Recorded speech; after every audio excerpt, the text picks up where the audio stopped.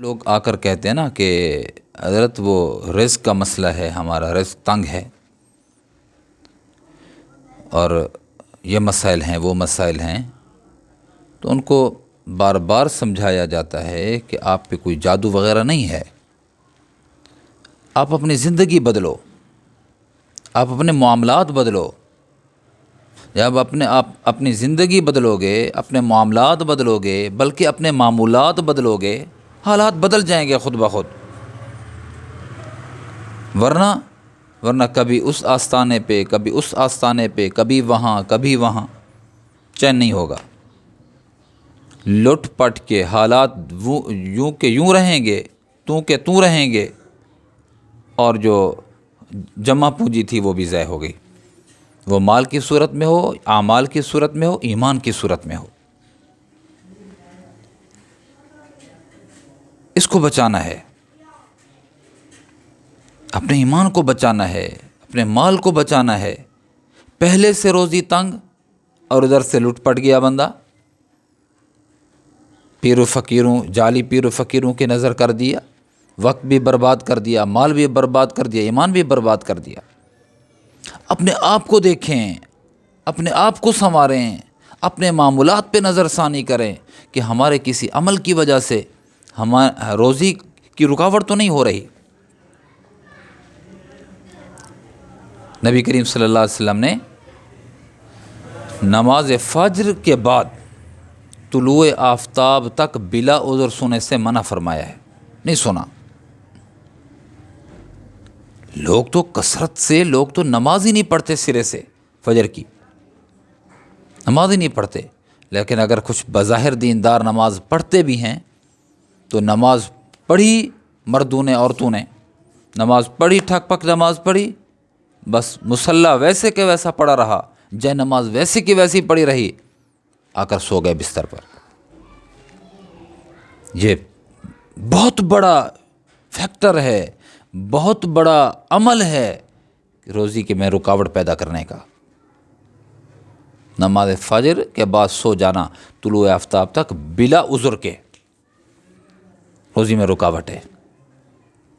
اللہ کے نبی صلی اللہ علیہ وسلم نے اس کو منع فرمایا ہے، فرمایا کہ اس وقت ہر چیز صبح ہر چیز اپنے حساب سے، اپنی زبان میں، اپنے مطابق، اپنے تئیں اللہ کے حمد و ثنا میں مصروف ہوتی ہے، اور ادھر اللہ روزیاں بانٹ رہے ہوتے ہیں فرشتوں کے ذریعے سے، دے جاؤ، دے لو، دے دو اس کو، لیکن غافل لوگ سو رہے ہوتے ہیں۔ نبی علیہ الصلوۃ والسلام کا فرمان ہے، نوم الصبح یمنع الرزق، صبح کا جو سونا ہے نا، یہ رزق کو روک دیتا ہے، رزق میں رکاوٹ اور منقبض ہو جانے کا سبب ہے، تنگ ہو جاتا ہے رزق۔ حضرت فاطمہ رضی اللہ تعالیٰ عنہ، فاطمہ الزہرا رضی اللہ تعالیٰ عنہ کہتے ہیں کہ میں سو جاتی تھی نماز فجر ادا کرنے کے بعد، نبی صلی اللہ علیہ وسلم کو ایک مرتبہ معلوم ہوا تو آپ آئے، آپ نے میرے پاؤں کو ہلایا اور فرمایا، میری بیٹی کھڑی ہو جا، سو رہی ہو، کھڑی ہو جاؤ، اور فرمایا کہ پروردگار کی روزی کے پاس حاضر ہو، اللہ روزیاں بانٹ رہے ہیں اور تم روزی کے پاس کھڑی ہو جاؤ، غفلت اختیار نہ کرو، غافل مت بنو۔ اللہ رب العزت صبح صادق سے آفتاب کے نکلنے تک اللہ رب العزت ان دوران روزیاں تقسیم کرتے ہیں، تو غافل لوگ سو رہے ہوتے ہیں۔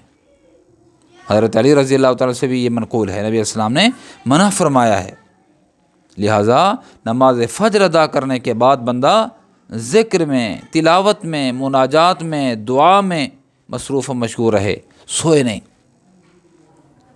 سونے سے کیا ہوگا؟ رزق میں تنگی ہوگی۔ پھر کیا کہتے ہیں حضرت جی، دیکھ لیں کسی نے میرے اوپر جادو ٹونا کر دیا ہے، میرا رزق تنگ ہو گیا ہے۔ رزق تنگ کہاں ہوا ہے؟ کسی اور نے کرایا، کوئی رازق نہیں، کوئی خالق نہیں، کوئی نفع اور نقصان کا مالک نہیں ہے۔ روزی رکتی ہے، روزی بڑھتی ہے، وہ میرے عمل سے بڑھتی ہے، میرے عمل سے رکتی ہے۔ میرے عمل سے انشراح ہوتا ہے، میرے عمل سے انقباض ہوتا ہے۔ میں عمل اچھا کر لیتا ہوں، اللہ روزی کی فراوانی عطا کر دیتے ہیں۔ میں تقوی چھوڑ دیتا ہوں، اللہ روزی کو تنگ کر دیتے ہیں۔ تو فجر کے بعد میرے پیارے مت سوئیں۔ ہاں عذر ہے، ساری رات بندہ جاگتا رہا، بیمار ہے، یا کوئی اور دیگر عوارض ہوتے ہیں، اس کی وجہ سے تو بندہ آفتاب تک، طلوع آفتاب تک سو جائے، ورنہ نہیں، یوں سمجھ لے گویا اپنے لیے نامناسب، کیا اپنے اوپر گویا نجس سمجھ لے، گویا کہ نہیں، سونا نہیں ہے۔ بیٹھے بیٹھے نیند کا غلبہ بھی ہو تو کم از کم بیٹھے ہاتھ میں تسبیح لے کر بیٹھے بیٹھے تو سو جائے، لیٹے نہ۔ تو اس لیے آپ جب اس کا معمول بناؤ گے پھر دیکھیں کہ اس وقت کتنا، نبی علیہ السلام نے فرمایا نا، یاسین، سورۃ یاسین تلاوت کر لیا کرو صبح صبح، اللہ دن بھر کی مشکلوں کو آسان فرما دیتے ہیں، رزق کی تنگی کو دور کر دیتے ہیں۔ تو آج کی نشست میں، آج کی مجلس میں نے جو آپ حضرات کے سامنے بار بار عرض کیا ہے کہ روزی میں رکاوٹ کا جو سب سے اہم ذریعہ ہے وہ یہی ہے کہ صبح کے وقت سو جانا۔ کب؟ جب نماز فجر ادا کی، طلوع آفتاب سے پہلے سو جانا۔ تو اس سے اپنے آپ کو بچاؤ۔ طلوع آفتاب کے بعد، طلوع آفتاب ہونے سے پہلے مت سوئیں آپ۔ پھر دیکھیں اللہ سے جب مانگیں گے، پھر دیکھیں کہ اللہ کتنا رزق کے اندر وسعت اور کشادگی پیدا فرماتے ہیں۔